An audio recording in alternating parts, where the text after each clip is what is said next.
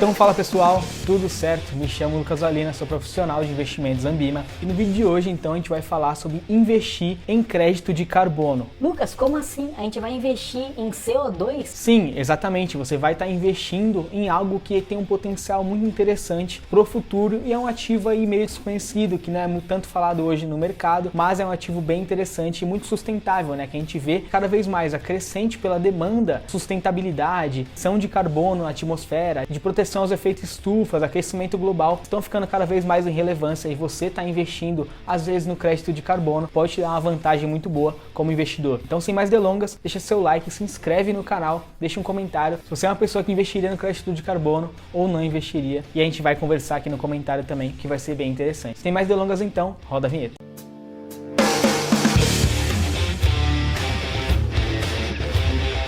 Então, primeiramente, vamos falar o que é o carbono, né? O dióxido de carbono, que é basicamente o CO2 que a gente vai tratar aqui sobre os créditos de carbono, ele tem várias variedades, né? Hoje ele pode ser encontrado sólido na natureza, em forma de diamante, em forma de grafite, que são base do CO2 sólido, a gente pode falar assim. Hoje a gente vê que o problema bem grande do carbono vem a questão do efeito estufa, né? Do aquecimento global do nosso planeta e as empresas se preocupando cada vez mais com a emissão de poluentes na atmosfera, criou o que a gente chama de crédito de carbono a partir do dióxido de carbono, que é o CO2, que é um dos principais causadores aí do efeito da camada de ozônio se rompendo cada vez mais e, claro, sem aumentar muito isso, que já viram um vídeo praticamente de biologia. Vamos falar agora sobre investimento de fato, porque isso é importante para o investidor estar preocupado em crédito de carbono. Então, o crédito de carbono é basicamente certificado, né, emitidos para empresas que poluem cada vez menos ou então não utilizam poluentes na sua produção. Então, a partir de 1 tonelada de dejetos de carbono que a empresa deixou de jogar na atmosfera, ela ganha o que a gente chama de um crédito de carbono, traz a ela que a partir de 1 tonelada que ela deixou de produzir de carbono, ela pode estar produzindo, digamos, 5% de 1 tonelada, o que seria aí por volta de 50 quilos mais ou menos de emissão de carbono. Então você ter um crédito de carbono é meio que te dá um aval de produção de gás de efeito estufa, a partir de cada 1 tonelada que você deixou de emitir à natureza. E é um ativo que hoje ele é negociado internacionalmente. Empresas normalmente que não emitem gases à natureza, elas conseguem esse crédito, que elas conseguem negociar, né? Vender para outras empresas que querem fazer essa emissão de carbono à natureza, ou então elas compram para elas mesmas poderem fazer essa emissão de carbono. É um ativo que hoje ele é muito negociado e o crédito de carbono é basicamente um aval para você futuramente emitir esses gases e que gera uma redução, obviamente, na produção, né? Se a gente comparar os dias de hoje, as empresas elas emitem muito menos poluentes à natureza do que antigamente, né? Na época da Revolução Industrial, e que não tinha nenhuma regulamentação sobre isso, e a partir disso, claro, criou-se aí o que a gente chama hoje de Protocolo de Kyoto, né? O Protocolo de Kyoto, ele surgiu exatamente para isso, né? Para criar medidas, prevenções à emissão de gases poluentes na atmosfera que vão gerar o efeito estufa. Então, o Protocolo de Kyoto, criando o crédito de carbono, ele colocou travas nos países, né, e nas empresas em não poluir tanto a atmosfera, o que gerou, claro, dados muito positivos para a gente e para o planeta Terra como um todo. Fala, Lucas, não vai piorar cada vez mais a emissão dos gases, né? Tem uma empresa que ela pode comprar esse crédito? Pelo contrário, né? Há um limite do quanto a empresa pode comprar de crédito de carbono anualmente. Os países também têm um limitador sobre isso. Isso, claro, fez as empresas diminuírem cada vez mais seu poluente, se a gente compara aí de anos antes do Protocolo de Kyoto e a partir do Protocolo de Kyoto. Eu estou falando aqui somente do dióxido de carbono, que ele gera, cada 1 tonelada gera um crédito de carbono. Existem outros gases que poluem também cada vez mais a atmosfera e que se a empresa deixar de emitir esses gases, ela ganha cada vez mais crédito de carbono. Então, como vocês estão vendo aqui nessa tabela eu montei para vocês, cada 1 tonelada que a empresa deixa de jogar na natureza desses componentes aqui, ela ganha cada vez mais crédito de carbono. Então, começando lá desde o dióxido de carbono,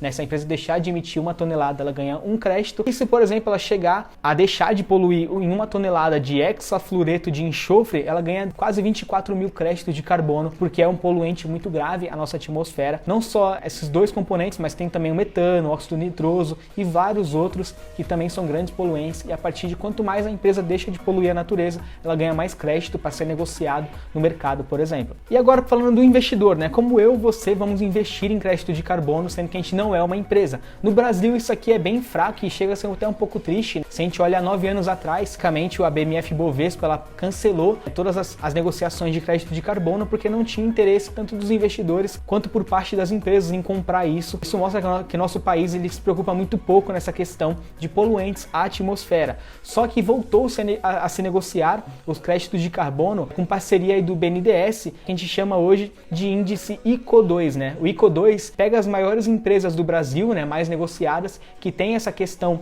de poluição zero, e você pode estar investindo, né? Então ele pega as 50 maiores empresas do Brasil e tem toda essa questão e você investe nelas, né? Então você investe meio que indiretamente nos créditos de carbono a partir dessas empresas. Só que se a gente olha aí claramente no exterior, eles dão sempre um baile na gente, né? Estados Unidos, Japão, China, tem muito mais crédito e muito mais empresas que se preocupam com crédito de carbono do que aqui no Brasil. Aqui no nosso país, acho que os maiores destaques ficam para a Natura e o Itaú, né? Que hoje eu vejo que são empresas que têm parcerias de crédito de carbono. Elas juntas criaram o que a gente chama hoje de Instituto Ecos. Nada mais é que um programa que ele une empresas interessadas em comprar e adquirir cada vez mais crédito de carbono, tornar o planeta um lugar mais saudável assim de se morar. Se você investe hoje nas ações da Natura, nas ações do Itaú, ou até mesmo na Itaúsa, né, que é uma hold que tem boa parte do Banco Itaú, você acaba investindo indiretamente em crédito de carbono aqui no Brasil. Só que lá no exterior existem outras formas que, na minha opinião, é muito mais interessante para você investir em crédito de carbono. Então eu acho muito mais legal, se você for investir em crédito de carbono, invista lá no exterior.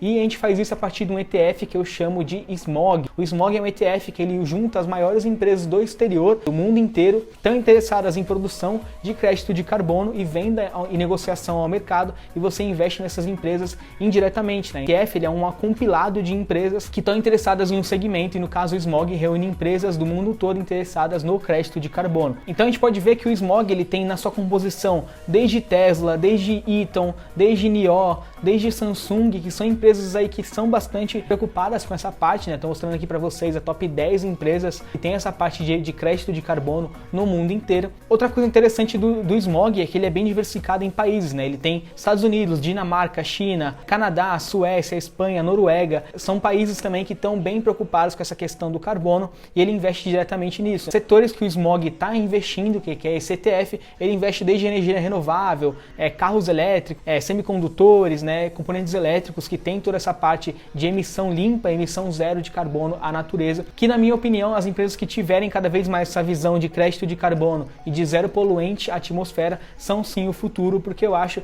que um dia a gente vai chegar a um ponto que se as empresas não entregarem zero emissão de carbono à natureza, elas não vão poder nem estar mesmo operando e vendendo seus produtos ao mercado, por exemplo. Se a gente olha toda a questão do SMOG, né, se a gente pega aí o crescimento da cotação, ele teve aí em basicamente 5 anos um crescimento de 268%, que dá quase 3,68 vezes de crescimento. Então em 5 anos, o ETF que foca em crédito de carbono, ele teve um crescimento bem interessante para você estar investindo, e eu acho sim que é um ativo que você tem que estar de olho, porque isso, na minha opinião, essas empresas como Tesla, NIO, Eaton e Samsung, que se preocupam bastante com o futuro do nosso planeta e do nosso ecossistema como um todo, elas são sim as empresas que vão mais performar no longo prazo. Então pense nisso na hora de se investir, em você se expor a empresas que tenham crédito de carbono, como por exemplo no ETF SMOG. Muito obrigado então, espero que tenha gostado. O vídeo de hoje vai ficando por aqui. Deixa no comentário se você gostou desse conteúdo, se você tem alguma dúvida sobre isso, vou estar ajudando vocês também. E se você investiria no ETF SMOG, que replica aí o crédito de carbono ao mundo todo. Muito obrigado então, valeu,